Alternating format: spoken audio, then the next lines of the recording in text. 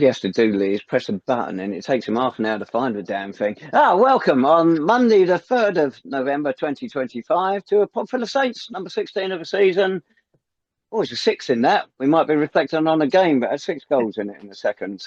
Yes, we were all at Pirelli Stadium. It's myself, David Tavener, Jake Ellacott.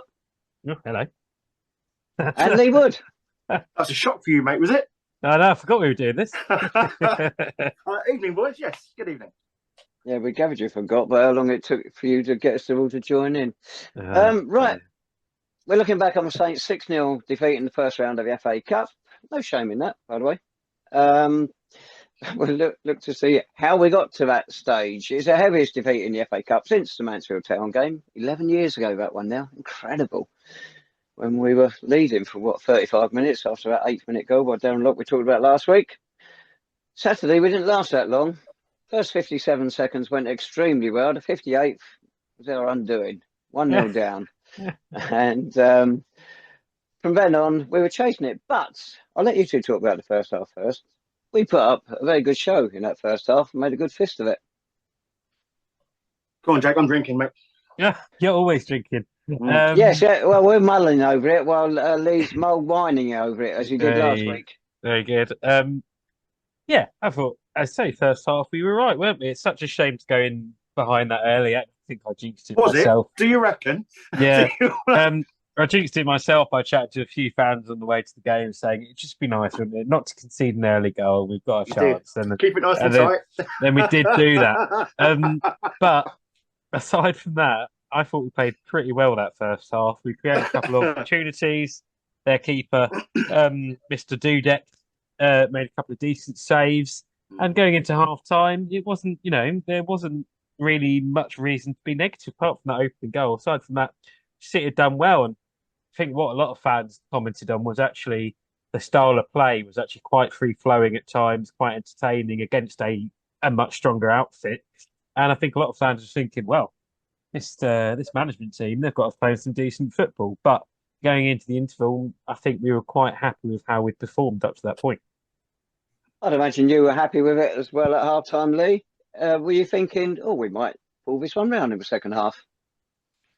Put it round, maybe not, but I think generally buoyed by what I saw for the first 45 minutes. What I did notice is that you could see just the freedom and the expression of the players, certainly the ones who've had Football League experience in the past. They really settled into the game. And I thought the expansiveness of how we've played, they weren't overawed by the occasion. They played some absolutely sweet stuff. I think the midfield was dynamic. It looked to press and get forward.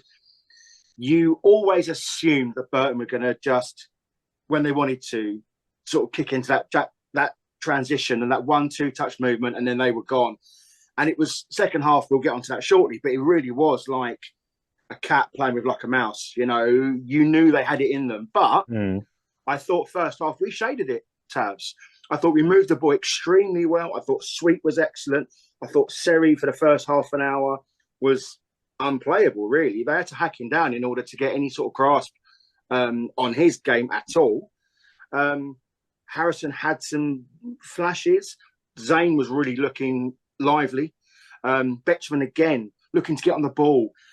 Really, really interested in the game and looking to create issues and create pressure on the Burton back line. We looked at it and, it was just an absolute shame that we went behind so early. But then again, as I said to Jake at half time, maybe if we don't go behind that early, do we play that way? You know what I mean? For the rest of the half, because we had to go out and start chasing the game at some point. So, but I think overall, Dave, I don't think any City fan saw that first half and thought that the team didn't do us. They didn't do us proud, mate. It was absolutely fantastic. Really, really was. It was a step up from a lot of the football we've seen so far this season. Agreed. And it was enjoyable. We'll come on to Michael Bostwick in a little while. That was his first game in charge, back at one of his old clubs. He had a few months at Burton Albion a few years back. He made 3 changes. Obviously, he was out himself through injury, and George Sippets and Kieran Gauthier, who started in the FA Trophy match the previous week when we went out of that as well. They were dropped. In came James Sweet, still finding his feet in the way after his recent injury. Harrison Smith, you already mentioned. And a new young lad, a 39-year-old Adrian Mariappa. Now, I should have known him. As you know, I lost interest in the professional game years ago, and his name has passed me by. I didn't know who he was, but word reaches me from elsewhere. He may have been pushed onto the previous management team, and they prefer to select their own team rather than be forced. Any truth in that, I don't know, but it came from an interesting source. So he made those 3 changes. We did look better as the way we played than have done of late. Gary Boyer, the Burton manager, he made 5 changes as well from a side that beat Wimbledon in their previous game. So maybe he gave a run out to 1 or 2 who are not normally in that starting lineup, which may have helped us a bit in the first half. Shouldn't do, full-time professionals and whatnot, and with experience of that level. It was just that I thought we stepped up on the occasion. Yeah, losing that early goal, that Tyrese Shade scoring, that was a bitter blow. But when the game turned, as everybody knows, first 30 seconds of the second half, a cross comes in from Lewis Page, and Harrison Smith heads against the inside of the woodwork. Powerful header. Maybe for there, should he have scored? Page had actually put a good crossover in the first half, and Zane Bantam missed his header, and Jasper Maffa coming in the back post couldn't get any pressure or strength behind his poked effort through to the goalkeeper. 2 chances there, which possibly could have gone our way. Harrison also had a good shot first half, where I saved. But within 2 minutes of Harrison's header against the post, they got that second goal. Charlie Webster, the first of his 2 goals, couldn't really miss it. Half volley from a few yards out, smashed it in. 2-0. It's all over, isn't it? It was. And I say that goal, Smith had just found the back of the net with that header, just that timing. It would have been, I think we'd have still lost, but it just would have been a great moment, wouldn't it, for the Saints fans that were travelling. And it was nice to see him get into those good positions, have the chances, because Smith hasn't really been doing that last few weeks, let alone having the shots. So that was good. It's just such a shame. It hit the woodwork. And, you know, I think we did deserve a goal on the day, which is a weird thing to say, isn't it, when you lose 6-0? But yeah, I don't think the goal would have particularly changed the result. But then, you know, you never know. We'd probably said that against Forest Green if we'd scored an odd goal, but instead we did score and we went on to win it. So, but there you go. All we really had in that second half was that weak soft shot by Leo Seri from the angle, which keeper saved no trouble. And then his audacious effort from the halfway line, which unfortunately would have bounced wide had Kamal Dudek not stopped it. And we just couldn't get a foothold in it like we did in that first half, could we, Lee? No, you could see our tanks were emptying quite rapidly after like maybe the hour mark. You could see that the Burton, they made some changes. I don't know what their manager said at half time, but it definitely worked because they came out all guns blazing. I was sort of, it was suggested I was maybe a bit harsh on Harrison over the last sort of few weeks. And I really wanted him to do well. Obviously, no one wants any of our players to do particularly badly, but I think the header in question, I think the one thing that would have capped off a really good day, Jake, is just the pandemonium of City scoring. It really would have just put the icing on the cake. Deep down, we really knew we weren't going to win that game, I think. But the fact is, he was running onto the ball, so he didn't have to generate any power. And I think just head it down. And I think whether that's the confidence of where he is as a player at the minute for us, it looked a bad miss, like actually in the game. But looking back at the various highlights and angles and stuff, it was an even worse one. It really, really was. You know, it was there. Just head the ball down. It's strikers worth their salt. They know what to sort of do in those situations. And unfortunately, I think Harrison is a little bit lost at sea. Although he had a better game for us all round. I think he really did try to sort of twist and turn his way into some good spaces. Another striker though, Dave, in the second half, come on, Alex Wall. I thought he put himself around. You know, he really did get the fans back on his side. You know, he used every part of his attributes in terms of his strength and his size, and he bullied some of their players But the thing is, though, Dave, you're looking at it now as a collective. Second half performance, once that second goal goes in and then the third, the writing is on the wall. And I think from that point on, although we weren't going to win the game, the one thing we did say to ourselves as the fans behind the goal, we didn't want this to get messy. We didn't want it to sort of turn into like a Mansfield or a Bristol City. Unfortunately, the scoreline suggests that the gulf between the two teams was indeed quite spectacular. But anyone who witnessed that first half, mate, they'd have seen otherwise. Alex Wall, I will mention him, picking up what you said there, Lee. You go back just a few weeks and the fans were chanting, Alex Wall, he does, not a lot, ends in all. But Saturday, they were singing Wonderwall, Alex Wall, getting right behind him, and he was geeing them up as well, and the response was brilliant. You said he went on there and put himself around. He certainly did. But credit to the Burton players, because we've seen it at our level this season. Players on the opposition are trying to get Alex booked or sent off. Their antics are shameful. Burton players, they were looking at him, saying, what are you doing, basically? But they were taking it and getting up and getting on with it. In most cases, there were two instances when people did go down off a ball and you think, oh, come on, you're already thrashing us. What's the point? And so, full marks to Alex. He did do himself credit and he gave the fans a bit of a lift at a time when the game was slipping away from us. But again, no goal threat. And it's a thing we've been on about all season, Jake, isn't it? As well as we played, whoever we stuck up front Saturday when we changed it around, we still really didn't have that threat. Yeah, you're right. It's a tale of the season, isn't it? From start to November, and it's not really changed. That goal threat has been an issue. It was nice to see a few people get different shots away on Saturday. James Banton had the one the keeper tipped around the post in the first half.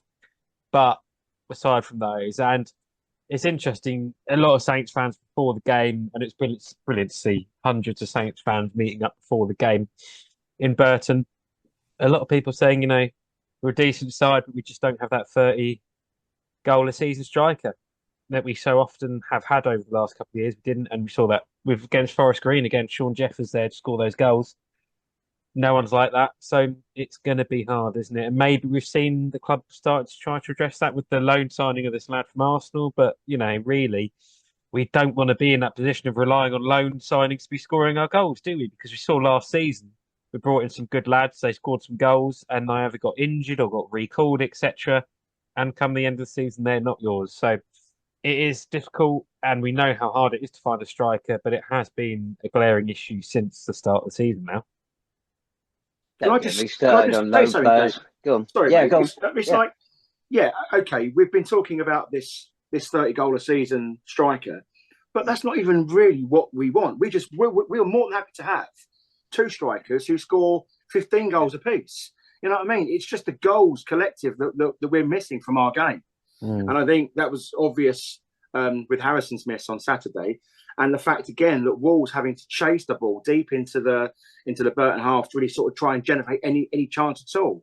It is a shame because I think when you look at the likes of Betchman and Banton, Page and Sweet getting that ammunition, getting those crosses in from the flanks, it's crying out for someone. And you could see, couldn't you, the ball that Page put in for Harrison's chance.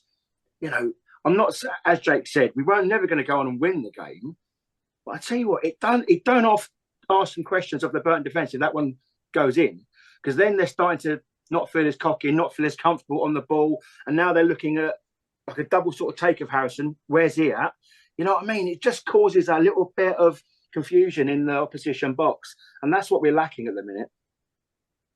You're right about you want a twin strike force. I mean, let's face it, when about 92, 93, when Clarkey knocked in God knows how many, he had Dean Williams with him, he knocked in 30. If you've got a twin strike force, it makes all the difference.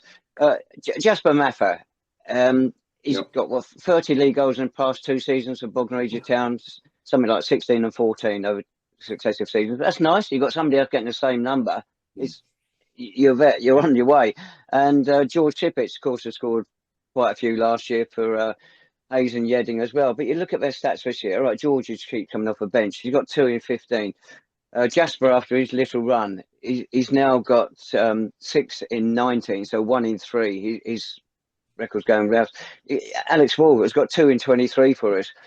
Harrison Smith, 5 in 34. There's not a regular goal scorer amongst that lot. Seri, he had a good little run as well. He's got 5 in 18. Again, the best we can get is just under 1 in 3. You need more than that if you really are going to push up the table. You do, and I think before Ian Colthouse and Baz and scarpered off a few more quid to Kings Lynn, I think it was really they were pushing to get another striker in. You know, Baz has said at the supporters trust meeting that they were trying to identify a striker to come in. So it's on the radar, but obviously now they've gone.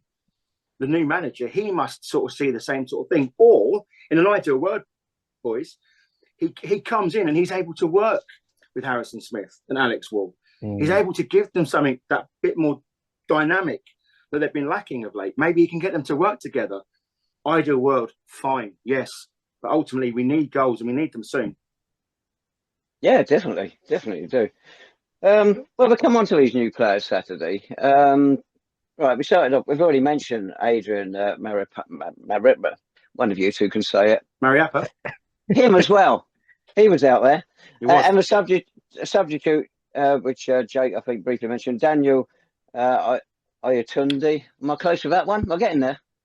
I think so. Can we stick with Harrison Smith? I can do that one. That's a problem. You look at the rest of our squad. You can also add to that list Elliot Betchman. It's only his third game for the club, first in the FA Cup. You got these 3 players who come into the squad, and you feel, what about these players who got us through all the 4 qualifying rounds? And the football hasn't been great this season. They've ground out results. We've said it time and again, rather than entertained. And the football Saturday was better, particularly first half. Is it a bit of a kick in the teeth for the rest of the squad? They suddenly realise, we haven't got much of a future. I feel sorry for Jasper, if I'm honest. But I feel that given what happened on Saturday, he might get a bit of a look in now up front. He might get given a little bit of a run of form because he's scoring goals. He was scoring goals every time he's played. So maybe I feel sorry for him. The others, yeah, okay. I mean, the fellow from Arsenal, he didn't come on until quite late. So, it's not as though he was pushing someone else out. Betchman, I think, from the little things that I have seen, I think it's been superb. He keeps the ball remarkably well. We touched upon this last week.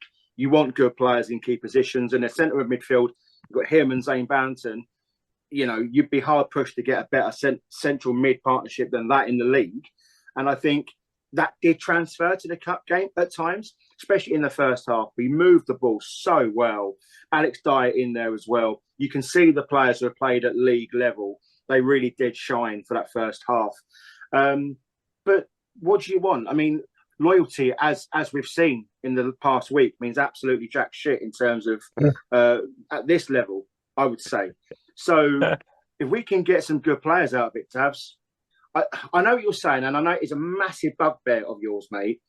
And we don't want to flood the squad with loan players because it has been known that it can just derail a season. But I think we were crying out for a midfielder. I think we needed that centre half in Mariappa, with Bostwick being injured, and another sort of strike option to come onto the bench. Short, sharp bursts of pace and quality. I don't think those 3 highlighted there, mate. I don't think they've hurt the team. In fact, they've added a little bit of quality to it. I totally agree. I don't think they've hurt the team at all. I'm just thinking, it's such a kick in the teeth for those players who got us there. Is it morally right to do it? From a club's point of view, you think you're enhancing your chances of going through. Well, we only went down 6-0. You can argue for and against it, can't you? It's just one of those things, unfortunately. That's the way the game's going nowadays. You get players in. But you go back, you remember, Lee, obviously you weren't there, Jake, the trophy run when we got to the semi-final in 1998-99. Yeah. Towards the latter stages, Gary Hill brought in Junior McDougall, didn't he? And he was great for us in his 3 games, but he was just there for the FA trophy. And you think, well, somebody else missed out then, as well as he played there. Yeah, and again, I think it's a reiteration of what he was trying to achieve, especially against the teams from leagues above. So Stevie Clark, Rob Hayworth, Robbie was the perfect four for Clarkey. He was more like Alex Wall. He was big and he was strong and he could lay off and do the link-up play. But I think when you get defenders who are a bit smarter, a bit faster, a bit quicker, a bit better, you need someone of matching ilk to sort of come in. And Junior, he did that. And I think that he added that speed and that pace. Had that goal woefully disallowed at the hands of Andy D'Urso in the semi-final second leg there, Dave. But look, we can reminisce, but we've had history there, mate. Lone players can do good things for this club. And I hope the three that come in this season so far can go on and do that again. Yes, don't think anybody argue with that. Obviously, there's going to be more coming in as the weeks go on, Jake. Potentially. I think on the players thing, very briefly, I think I was surprised not to see Troy Perez-Dewar continuing in midfield. And, he's been a consistent figure in the team throughout the season, so for him to drop out was quite interesting, whatever you infer from that. But otherwise, yeah, I think these three look like good additions. I mean, Mariappa, Dave, you talk about the old boys club, most of these are getting on for your age now. But, Mariappa, I think he looked all right, didn't he? And didn't have a big name, and you saw the reaction on social media was very positive to that. Betchman, I think, looked really bright, and the lad from Arsenal, from everything we've heard, really good reviews about him from Arsenal. Although his time on the pitch was very limited, wasn't it, in a game that had already gone. So we'll see what this happens. It's nice to see a bit of depth, and I suppose an interesting Saints fans might be thinking is, we're making these signings when we haven't got a full-time management team in place.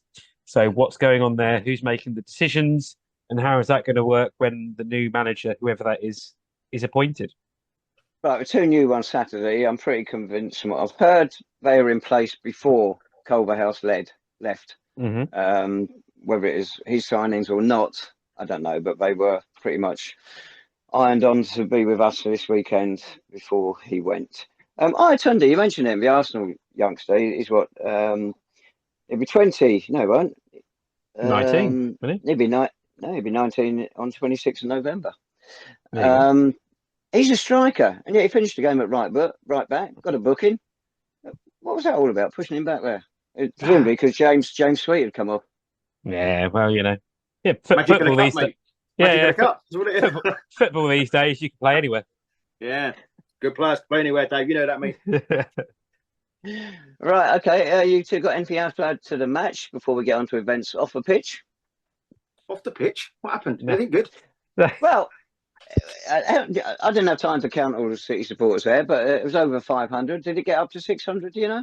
Yeah, apparently it was officially 664. 664? Yeah. Right. Last time we went there in January 2007, it was 55. There you go. Yeah, a bit more on the line this time around, though, Dave. I'm thinking. You think so? Yeah, you think so? We were one division away from the Football League. We were almost there. But now that's an interesting thing. Last time we played them, we were on an even keel with them, same division, level footing. They are now two divisions above National League. We are now two divisions below it. What does that say about the club? You lot can discuss that privately. We're not going to do it here. It's just something to mull wine over again. There you go. Right, so excellent support from our lot. The noise they made was magnificent. Didn't stop all the way through. It was like Bristol City all over again. The goals are going in, so our volume goes up. It's bizarre. It was brilliant, and for the game, it was brilliant, wasn't it, Lee? With all the Saints fans meeting up at the glamorous, wonderful beach hotel pub. And then you and I have got very different takes on the word glamour, my friend. Well, yeah. Well, there was a chalkboard that said something very rude about the podcast, but we won't mention that. But then all Saints fans travelling together, and then during the game, I say the support was superb. And reading online, all the comments from Burton fans after the game were essentially good win. St Albans played pretty well, but their support was absolutely brilliant. I think quite a few Burton fans were saying that they stopped watching their football and just kept watching the Saints fans. They were enjoying the entertainment so much. So that support was brilliant, and we put on our social media on Saturday evening. Saints fans, they are special. We're brilliant fans. Don't take them for granted. They've been through some difficult times in the last few months and years. support them and appreciate them, because the club is very lucky to have the supporters and the support base that it does. Mm. I wonder if that 664 will be at Vauxhall Road tonight. I'll let you know later. Oh, cheers, Dave. Right, Zane Banton, by the way, that was his 28th FA Cup tie for us. I haven't seen whether that puts him in the all-time standing, but it's going to be well up there. It could be the highest, who knows. The money from the prize fund, Here we go. bagged a bit more money, so we've now picked up, forget the sponsorship, forget the take-ins, because that admission was only £10 each, so that's going to be not going to be particularly lucrative. But from the prize funds, we got 35,625 plus another 3,225 from the FA Trophy. That magnificent run there. So in total, just shy of 39,000 from the FA competitions this season, which is 4 months paying off the £285,000 to the Sports Council. Or 2 weeks worth of Jake's wages from appearing on the pod. Thank you. Is that what it said on the A-frame? It did not say that on the A-frame. Oh, didn't it? No. Right, okay. Also very noticeable before the game was our mascot, but I can't stand, I must admit. Why have we got a lion? Because the Romans used to live in St Albans, and what did the Romans do? They had a theatre where they chucked the Christians, which is us lot back then, when people in this country were religious, chucked them into the theatre, and the lions used to eat them. So why have we got a blooming lion as our mascot? Anyway, he apparently was drunk as a skunk. He only had 2 pints, apparently, so I think that may be a bit rich. Did he get thrown out? I saw a load of stewards keeping him company before the game as he got up off the ground after falling down. Did he get thrown out? Well, I've only seen the video. He definitely got escorted out, didn't he? I think that, it was. I tell you what, it was quite funny. It was. I think the fact of the matter is, mate, in this world in which we live in, with all the doom and the gloom, the club, they covet social media, don't they? They absolutely absorb it. They want to be. They've sold their soul to the social media demons, and when you get coverage like this, you should really embrace it. I can see why it can be a touch embarrassing, and yes, there were mistakes that have possibly been made in the build-up to it, but it was funny, wasn't it? You don't get on the New York Times social media feed for not doing anything. This is erupted. There's going viral, and then there's going worldwide viral, and this thing has gone absolutely. It has gone stratospheric across the world, and it is. I think it's a good thing. Funny, very, very funny. Laugh at yourselves when you can, because no one else is going to sort of do it. He was going behind the goal, wasn't he, in front of our fans? This is way before the kick-off, and giving it big time, and he's really gearing them up. A bit different to when poor old Phil's doing it. Similar, but a bit different. Mm-hmm. And then he tried to step over the advertising board, didn't he? And he caught his foot, and down he went. And yeah, he wasn't good, but he got out, he's giving it big time again, and then he stepped over it. So he was not as drunk as a skunk. That has been overplayed. I say he only had 2 pints. There was some suggestion, Dave, that it was actually you, mate, in the costume. And you actually you were bending down to pick up your wallet. That's what it was. I would only have to sniff a beer, and I would have been like that, Lee, let alone take it in. And it was just hijinks, and it could be bad publicity, but it's not. I think everybody's enjoying the laugh. They are. Well, the club did release a statement earlier, didn't they? Lead to the St Albans Times saying that they are investigating the situation and have apologised to anyone that took offence. So, but as you say, I think the numbers it's doing on social media are absolutely insane. It's on most news websites, most sports websites. And you can see the reaction from a lot of fans on Facebook, etc. I think most fans are taking it for what it is. It's a funny moment, and maybe we should just lean into it. And in this modern day and age, it'll be forgotten in a few days, won't it? So, but yeah, it is. The thing is, though, mate, right? Of all the things the club should apologise for over the last sort of 3 or 4 months, that really should be anywhere near it. No, I think also. The club have released a statement, and I think they've lost the true value of of the whole social media thing. I mean, the hypocrisy of that statement makes my balls twitch, simply because every single game, what are they shoving down our throats? Literally, beer, alcohol. You know, even the Tannoy announcer, God bless him, at half time, get ready, get yourself another beer, come and watch the Saints. And look at us. Our social media feed in the run up to any match isn't about the players or the fans. It's about, we've got this bar in that corner, that bar in that corner, gin and fizz, got bars coming out of our arse. You can get this, you get that, you can get that.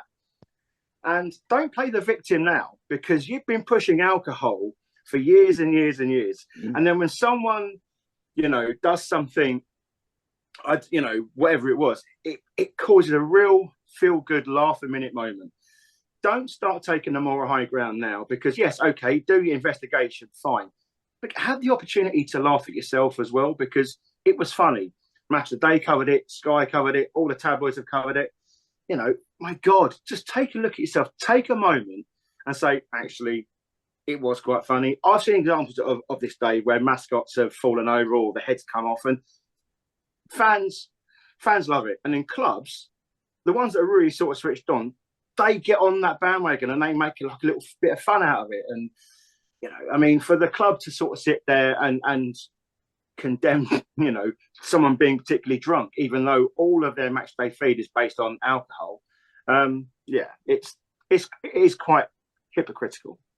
Cheers. If it is a half cut, Sammy, the club has reaped what it has sown, which is what you said there, Lee. And if they got to hold their hands up and say, "Yep, we Dave, what it is, mate, drunk." it's fun. It's fun. Yeah, of course it is, 100%. You know, much more famous mascots have done worse things than this, frankly. There's a few examples, even from our friends at Watford, etc., in the last couple of years. So, you know, yeah. It is what it is, and I'm sure we'll all move on, won't we, very soon. So we will. Yeah. Another thing you mentioned there, Lee, about club talking to us in Albans Times. Why don't they ever talk to the Hearts Ad anymore? Come on. You've got a new media guy. Dave, You've got a new media guy. Forget those around you. Just look at what you got. You got these papers here. I've got to communicate with them. Dave, the Hearts Ad, mate, is a shadow of its former self since. Of course it is. Of course it is. Since we left. Oh no, not so sure about that, but there you go. Yeah. One other thing actually from Saturday. Declan Brown, the referee from Manchester, he booked 4 of our players. I thought they were a bit harsh on those bookings. It takes Lewis Page onto 4 bookings, but 3 of them are in the FA Cup, 1 are in the FA Trophy. So he's got a clean slate because none of those count towards a suspension now. Same for Jack James. He's got 4 bookings, 3 of them in the FA Cup, so he's back down to 1. Doesn't matter. Jasper Mayfair, the same. 3 of his 4 bookings in the FA Cup. And Perez Dua, 2 of his 5 bookings for FA Cup. So he's still got a couple more to play with there as well. This nonsense of making them competition specific, it means if someone's going through on goal, you can take them out because you can afford that yellow card because it won't affect long term. It's just an absolute nonsense. Take them out. Not everyone plays like you used to, mate. I tell you, this is. Have you looked at our back four? Yeah. I'm going to say this very quietly because you two won't agree. Hemel Hempstead, they should have won Saturday. Chances they had. Great achievement for them. Who? Exactly. I mean, well, we're going there tonight, Jake. You can say well done to them then when we get there. Well, I mean, yeah, you could say that about. I've not seen anything about Hemel game. I've heard about a Sammy the Saint though falling over some hoardings. That's all I've seen on social media. So don't know. The result was still the same, Dave. Well, yeah, don't know who Hemel are. And I'll tell you what, it didn't take us 7 hours to get back home. Hey. Tonight, we've mentioned it a few times. We've got AFC Welling in the Heart Senior Cup second round. You going, Dave? I've got nothing else to do in my life, Lee. Jacob, you going, mate? No. Right. But unfortunately, I won't get time to put this online until I get back from the game, so this should be out of date already. But the club has said, they put out an absolutely dreadful press release. You mentioned about how poor it is, Lee. Well, here's another one. They said, we're putting our under-23 side out. And then they said, we're putting a weakened side out. Well, I'm sorry, the club cannot call its under-23s weakened. And what an insult that is to its players there. It should just say we're putting the under-23s out, leave it at that. Supporters know it's weakened compared to the proper first team, but for a club to say that. And then also, we're not going to send our media team. We're just going to put line-up, a half-time score and a full-time score. Well, it's a first-team fixture, whether the club like it or not. They should be supporting it. We know they took it off a fixture list the other day. God knows why. Sorry, that's not good enough. It's an insult to the supporters who are going to go there. And Supporter, Dave. Support. You'll be going, mate. You can raise it with them because you'll be the only bugger there, mate. So you can. And you just hope we got this new media guy. Come on. Who's nice? Get a grip. Yeah. Come on, get us back to giving out information to supporters because it hasn't been happening for a couple of years at least. So hopefully he will. And as for that team tonight, by the way, it's interesting because they're going to put the under-23s out. Perez Dewar, he's only played one full game in the last 3 weeks. Jasper Mayfield, one in the last month. Ditto Sippets. Aziz Coney, 1 in 3 weeks. Sippets, one full game all season. Smith not played a full 90 all season. So they could have put those in there, couldn't they? I think the press release that they released, I mean, it outlined why they were doing it. And you can see why. The thing is, I don't think there's any real difference. The fact that we turned up to the Potters Bar game this time last year, Tabs. Me and you were scuttling around in the 5,000 capacity ground, and they played Potters Bar Town, and it was the kids, or the under 23s, should I say? So we knew they were going to do it. If it benefits the team going forward in terms of the league now, I don't mind it so much because the last thing you want. You've got potentially a new manager coming in. You want him to have a fully fit squad to, assess. So give him the opportunity. Bostwick has still got some very important games coming up now, mate. And to be fair, do they want to be, even if some of those players do play, are they going to give it their all? Knowing they've got a really important league campaign coming up. They've got a manager to impress. They want to play their way back into the side. Okay, and I know what you're going to say. You can play your way back into side by scoring 4 goals against AFC Welling. But I don't know, mate. It's a very fine balancing act. And that is the avenue the club have chosen to go down. Yeah, I couldn't see why they've done it. You can argue both ways. You really can on this one. Would it help to give these players a full 90 minutes, regardless of what happens to the score? Just get them playing together again. Let's face it, Bozzy knows his squad. He knows all those players anyway. How much is actually going to change by giving them one more game or one more extra training session? Don't know. Which way are you going on this, Jake? Yeah, I think first of all, on the statement, I can see where we're coming from, Dave. I will say it's actually nice that the statement did come out, a bit of information before the game, whatever that information was. At least there was a statement to say that this is the situation tonight, so that's good. Maybe some improvement there potentially. Second of all, yeah, I can see it both ways. In terms of the squad, I wouldn't be shocked if maybe someone like Kone does potentially feature. But also, when you've got Bostwick looking at his team, we saw Harry Wheeler was sort of assisting him. So both of them will probably want 2 training sessions with the squad. Or, I know the statement says the interim management team, or is the club looking to make a permanent appointment this week? And will that manager be either potentially involved tomorrow, or is the club thinking, right, we don't want to pick up any more knocks before this new manager comes in? What have you heard? What have you heard, Ellacott? No, nothing. Get out of him, mate. He's nothing. Got something. But are they thinking we don't want to pick up any more knocks before Dulwich? Let's give this management team, whoever it is, some time ahead of Lee. You hinted at there, some huge games coming up in terms of the league season, isn't there? Yeah. Well, you mentioned new manager coming in. Does that mean then you think Michael Bostwick is not in the running for it, or he doesn't want it? Whatever. I don't know. Obviously, Saturday was such a hard task, wasn't it? You can't base him upon that at all. Would he really want it yet? I mean, he was playing up until a week ago, very good football for us, and it's only because he is a knock, really, that I think he wasn't manager. So, he was manager. Sorry, he wasn't in the squad. So I don't know. He doesn't strike me particularly as the man for the job. But it's hard to say. Lee, I don't know if you've got a thought on it. I don't think this is, and I'm trying not to come across as like coy or anything, but I think I would be very, very surprised if Michael Bostwick takes the role for nothing more than the fact that Jake said it does look as though at this level in particular, he has got a little bit left in the tank left. And I think he has got something to add to the team. There's some good managers flying around, Dave. And I think as soon as Ian and Baz are left for the few pound notes, I think, the names started coming out, the usual suspects, they were there. you haven't got to go far to sort of find that we're being, touted around with this manager or that manager. You know who's out of work, you know who lives locally, you know the sort of football we want to sort of play. So I don't think it's a real surprise that managers are being banded about. I'll be very, very surprised if it is Michael Bostwick. Which makes the thing about the training tomorrow all the more bizarre, because it's worded there. It's for him to assess things and whatnot, which is why he's not playing them tonight. But there you go. Did one of you mention Harry Wheeler in part of it? Wasn't me. Interim management. Was it Yes, you, Jake? Unfortunately, I did. Sorry, I shouldn't have. Well, you've got to admire Harry's consistency. That means his last two games on the bench, he's conceded 6. And everybody knows what his record is like. So, for Christ's sake, let's get a new management team in. Look, what are you doing to us? He's got very thin skin as it is. Don't upset him, for the love of God. I suppose what we'd say is even if Bostwick isn't the full-time permanent manager, that doesn't say he won't be the manager for the next 2 games. So that might still be the genuine reasoning. The club might be taking a little bit more time. The manager they're looking at maybe isn't available at the minute.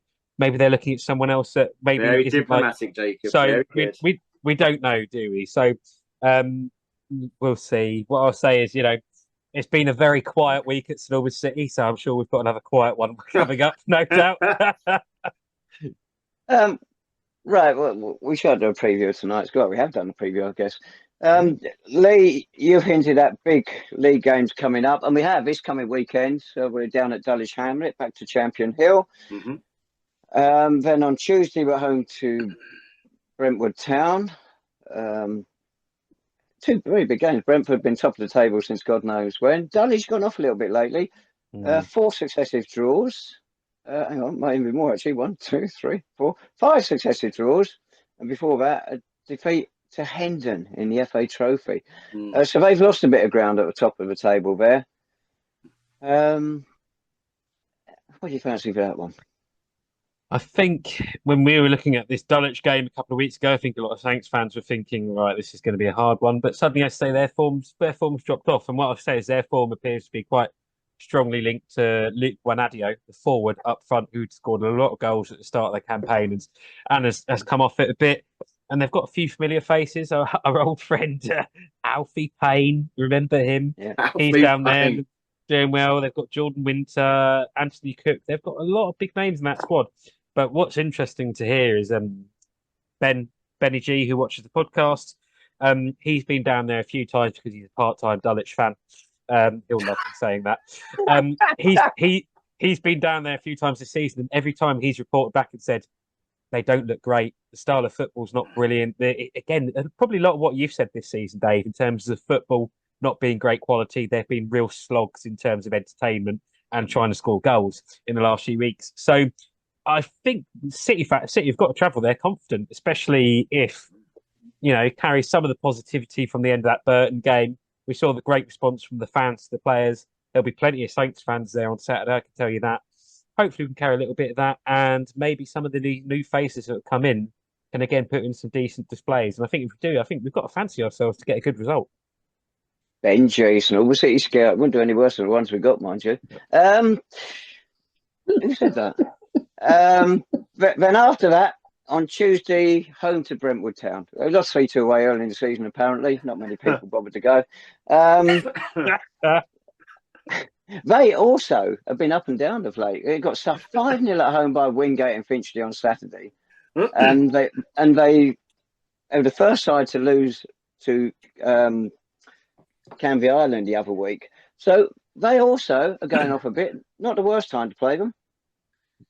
Well, no, but I think but I mean, I was chatting to someone about this in the pub before the game on Saturday. They suggested that they're in like a false position, despite the fact that we are sort of almost, we've just entered November. They've been on a good run, yes, but they're looking at them now, and it's like, well, are they in a false position? As they said, looked at the results, they're just falling away. They're losing a little bit of ground. And maybe, they're flat to deceive in terms of they've come out all guns blazing. But now is when teams really start to show their class. And I'm hoping these 2 games will be the perfect platform for us to to go and do that. My passenger on Saturday By the way, we got to Burton 2.25 hours before kickoff, and he still failed to get to the ground in time to see the kickoff. What did you do with it, Taz? I switched off. Yeah, I think he joined you lot in the pub, didn't he? I think he went on a pub crawl. He did 3 in the end before kickoff. Anyway, he reckoned I'm sure he said when we played Brentwood early in the season, they're still the best side he's seen us play. First half, I didn't think they were particularly great, and I thought we deserved the lead, actually. Second half, they did look good, but also I don't know how much of it was how poor we were that second half. It was our doing. It was our doing. Yeah, we were really poor. We just didn't come out, did we? Because we went into half-time with a lead, and then the second half, it almost like we just rolled over with sort of no intent. Substitutions didn't work.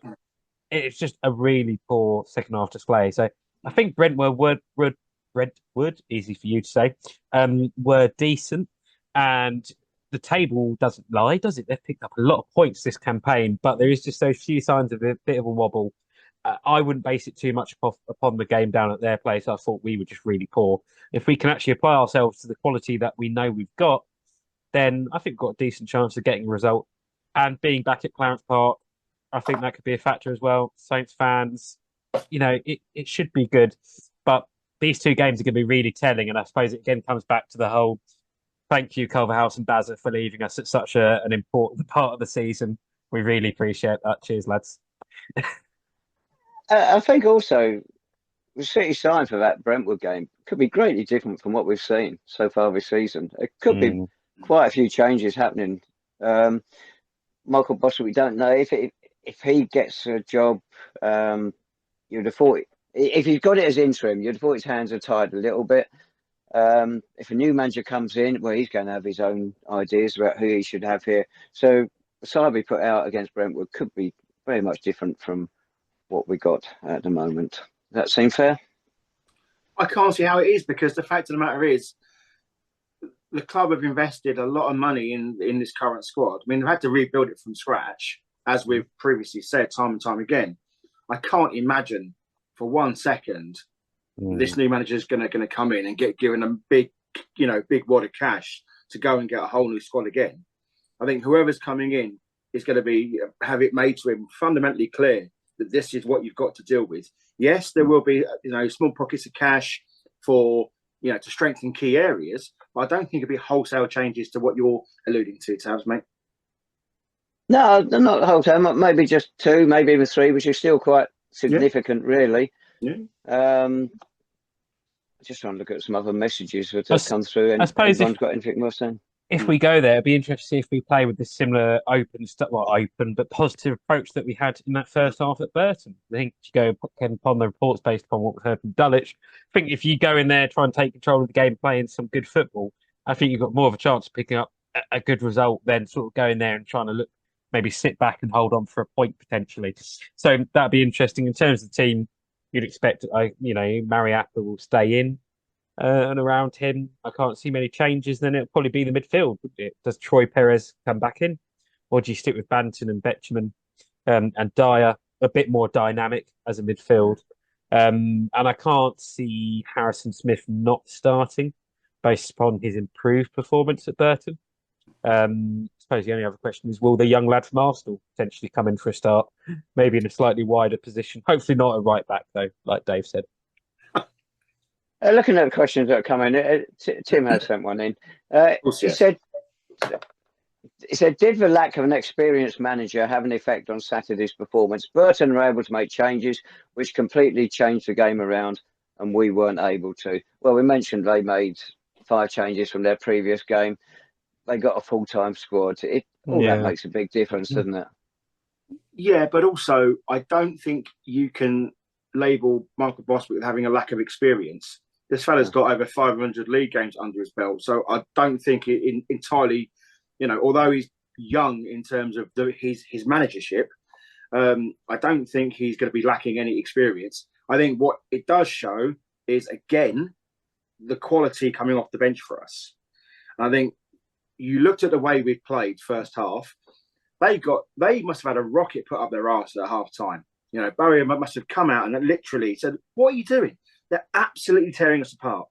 Seri had that left back on toast more than often than not. I think experience is one thing, mate. quality coming off the bench and quality coming through the ranks is another thing. I wish I was drinking what you were drinking, Lee. I don't know what I was thinking, mate. On Saturday. It was good stuff. Yeah, it was certainly good stuff. It was good stuff. Absolutely. Right. Okay. That defeat, by the way, is the heaviest since the 6-0 defeat at Whitehawk. You remember a few years back. Good game. And what happened in the return game? Beat them 6-0. Beat them 6-0. Charlie McDonald scored 4. So a heavy defeat is not the end of one season. Of course, that was one of the games that got us out of relegation trouble, beating them 6-0. Right, have we done? Or should we do some predictions? Well, predictions also, there was a departure from the squad last week, wasn't there, Dave? Nick Ralph.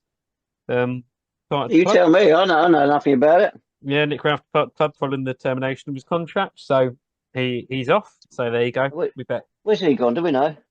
Can't remember off the top of my head. So there you go.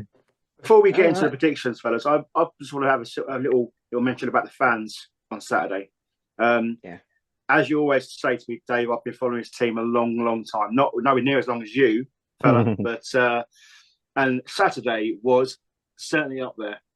And I just want to say thank you, because I turned around halfway through the second half and we were 4-0 down, and I just saw everyone singing, and there were families, and there were groups of lads, and there were groups of women, and there was young, there was old, all in unison. And I think that, I had a little tear in my eye.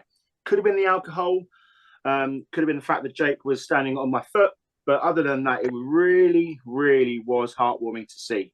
You know, and I keep saying this, and I won't stop saying it. These fans deserve better, and I think that a shout out as well to Paul, and Sophie, and John and Elliot, who all come up to us during the game or before the game and said how much they enjoy the podcast. And it is really good to see that level of support for us.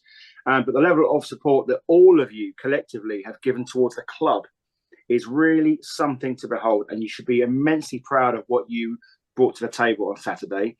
And we hope to see Saints fans continue to turn out in their numbers, because you know what? Who knows where it might take us?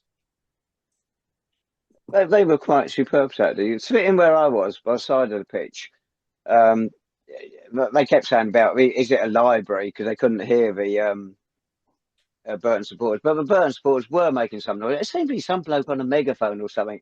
God, I wanted to shove that somewhere. And but they did make a bit of noise, but it was nothing like our lot, who were quite superb. Their chants were very good as well. Could we have a goal, please? It was all good stuff, good humour.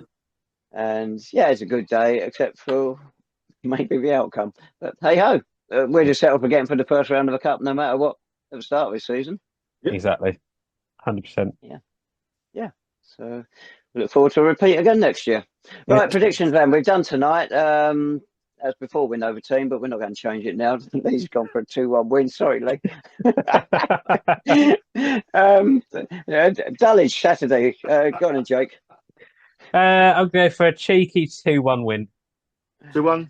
2-1 Saints. 2-1 Saints. Thank you. Are you going to bet that, Lee, or? I'm going to go 1-0 Saints. This new optimism. You're going to be a new manager. It was always there. It's just flawed logic, but it's always been there, Dave. Talking of new manager, Harry Wheeler, of course, won his first 2 games as manager when he came in. Then, what was it? A pear shape, I think they politely call the rest of it. No, it's going to be a dreadful 1-0 defeat. I'll go first on Tuesday then. That's going to be a more stirring occasion. The club's welcome back to Clarence Park by a loud crowd. Top of the table clash. One club anyway. 1-0. And a 3-2 City win. Oh my goodness me. Goodness me. Beautiful. Go on, Jake. I was going to go 1-1. I'm going to go for... I'm going to say it. I'm going to go 2-1 Saints. There you go. There you go. That is it then. You didn't always get the predictions right on Saturday. Well, on Saturday, of course, there were some ludicrous scores. Jake, being negative, went for a 4-1 defeat. Lee is, well, as we know, he was having something during last week's show and a 1-1 draw. Only one person predicted 6-0. No. 6-0. Oh, You could see. Listen to me, Jay. You could have won a fortune. No. Thank you. Oh, dear. Well, on that note, what I will say is if we lose to Dulwich, then Benny G's career as an Albans City scout will have lasted exactly 1 week. So let's hopefully that doesn't go well. Thank you all for watching. Dave, Lee, anything else you want to add, or should we let everyone leave? Because I think they've had enough of us over the last couple of weeks. Me too. Looking forward to the next podcast where we've got a new manager, new everything. So we'll see how that goes. So thank you all for watching. Comment below, Twitter, etc. And we really appreciate all the positive comments. So speak to you all very soon. Come on, you Saints. Bye-bye. Let's go,